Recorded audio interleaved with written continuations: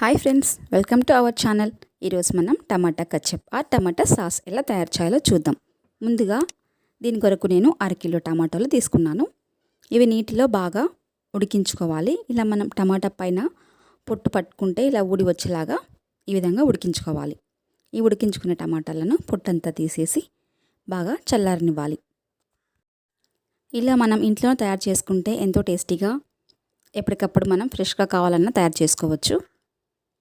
ఇవి చల్లారిన తర్వాత కొద్దిగా దీంట్లో వేసుకొని ఫైన్ పేస్ట్లా మిక్సీ పట్టుకోవాలి. ఈ టమాటాలలో జ్యూస్ ఉంటుంది కదండి, అది కొంచెం పిండినట్లు అంటే మనకు ఆ జ్యూస్ అనేది ఆ ప్లేట్లో ఉండిపోతుంది. ఇలా ఇప్పుడు ఈ టమాటాలన్నీ మిక్సీ పట్టుకుంటే మనం మిక్సీ పట్టేటప్పుడు ఆ జ్యూస్ బయటికి రాకుండా మంచిగా నీట్గా మనం గ్రైండ్ చేసుకోవచ్చు. ఇప్పుడు టమాటాలన్నీ కూడా నేను మిక్సీ పట్టేశాను. ఈ టమాటా జ్యూస్ని మనం స్టెయినర్తో ఫిల్టర్ చేసుకోవాలి. ఈ విధంగా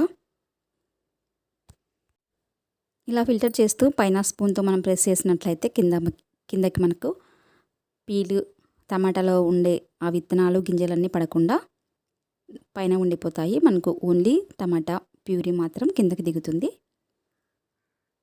ఈ విధంగా తీసుకున్న ఈ టమాటా ప్యూరీని జ్యూస్ని మనం స్టవ్ పైన ఒక కడాయి పెట్టుకొని దాంట్లో బాగా మరిగించుకోవాలి.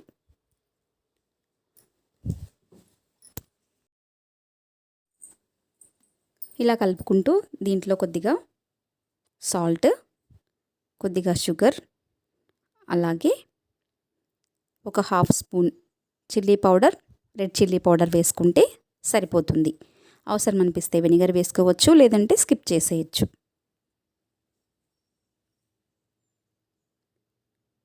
మనకు ఈ టమాటా సాస్ రెడీ అయిందో లేదో తెలవాలంటే ఒక ప్లేట్లోకి తీసుకున్నప్పుడు వాటర్ అనేది సపరేట్ అవ్వకుండా ఇలా మనకు చిక్కగా ఉంటే మనకు టమాటా సాస్ రెడీ అయిపోయినట్లు. ఇప్పుడు స్టవ్ ఆఫ్ చేసుకొని సర్వ్ చేసుకోవడమే.